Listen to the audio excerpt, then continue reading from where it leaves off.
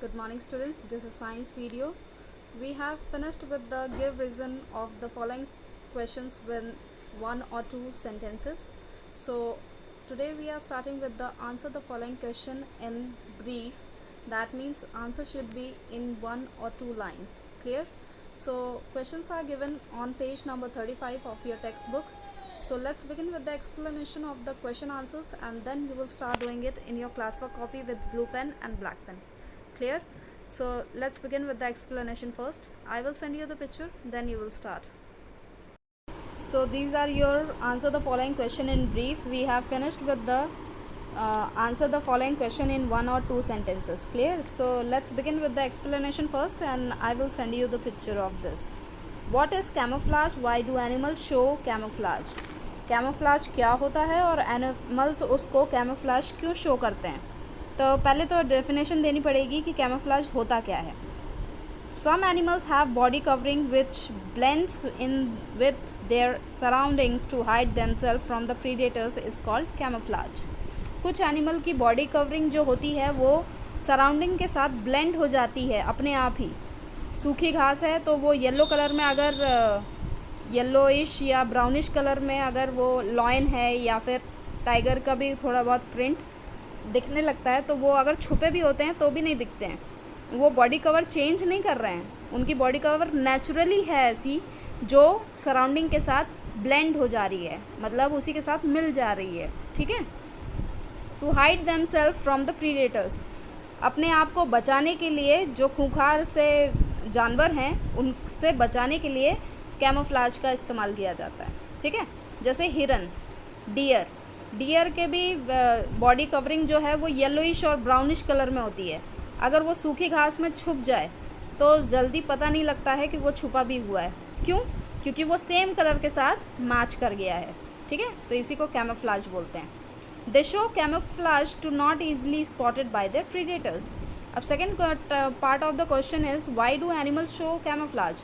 Camouflage show क्यों किया जाता है? तो क्यों करते हैं? एक ही कलर में छिपने की कोशिश क्यों करते हैं? ताकि वो ईजिली स्पॉटेड ना हो सके. किसके द्वारा? प्रीडेटर्स के द्वारा. ठीक है. Now how are amphibians different from reptiles. अब ये भी वर्टिब्रेट होता है, ये भी वर्टिब्रेट ही होता है, लेकिन दोनों में क्या डिफरेंस क्या है? तो यहाँ पे डिफरेंस है, आपको प्रॉपर बॉक्स बनाना है. ठीक है. ब्लैक पेन से बनाइएगा और लिखना क्लियरली है. ठीक है. सेकेंड पॉइंट के सामने ही लिखिएगा. फर्स्ट पॉइंट के सामने. बीच में जितनी भी लाइन छूट रही है छूटने दीजिए. Animal that live both on land and in water are called amphibians. जो एनिमल दोनों जगह रह लेते हैं, लैंड में भी और वाटर में भी, उनको हम क्या बोलते हैं? एम्फीबियंस बोलते हैं. रेप्टाइल्स किसे बोलते हैं? The reptiles live on land. जो भी रेप्टाइल्स होते हैं वो ज़मीन पर रहते हैं पानी के अंदर भी कुछ, लेकिन वो ज़्यादातर अपना जो भी एग ले का काम है वो सब लैंड में ही करते हैं. ठीक है. दे lay their eggs in water. ये जो अपना एग ले करते हैं वो कहाँ करते हैं? पानी के अंदर. लेकिन ये अपना एग ले कहाँ करते हैं? लैंड के ऊपर. ठीक है. तो जैसे सेकेंड पॉइंट देख रहे हैं, सेम लाइन से मैंने स्टार्ट किया है, तो यहाँ पे भी सेम लाइन से ही स्टार्ट किया है. यहाँ पे एक लाइन क्यों छोड़ दी? क्योंकि यहाँ पे ये चीज़ बड़ी थी, ये डेफिनेशन बड़ी थी, तो भी मैंने एक लाइन यहाँ पे छोड़ दी. समझ गए? तो ऐसे क्या होता है, क्लैरिटी समझ में आती है.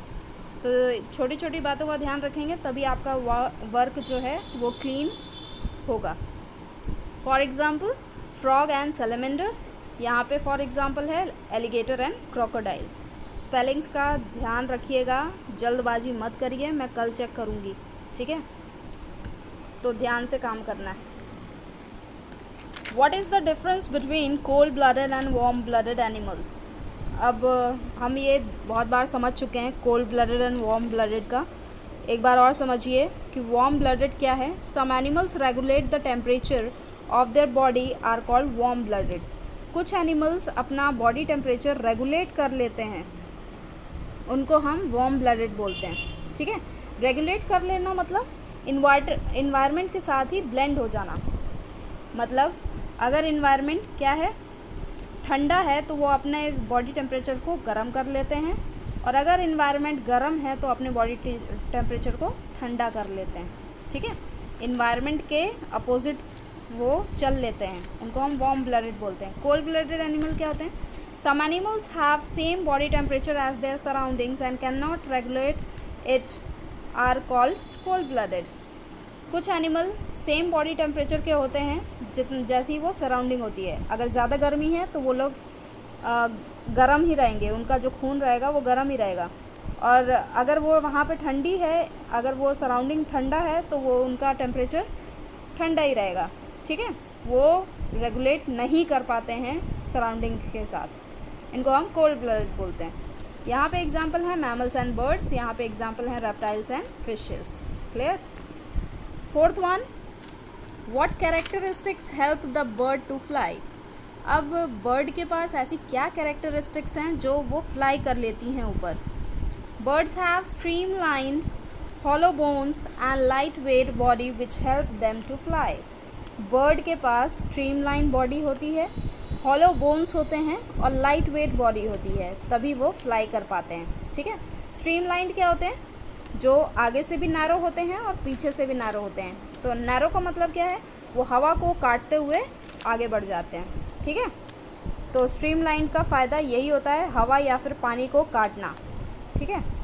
फिशेस के पास भी स्ट्रीमलाइन बॉडी होती है और बर्ड्स के साथ भी स्ट्रीमलाइन बॉडी होती है, और इनके पास हॉलो बोन्स होते हैं और लाइट वेट बॉडी होती है। ये 3 फीचर्स हैं जो बर्ड्स को फ्लाई करने में हेल्प करते हैं। क्लियर?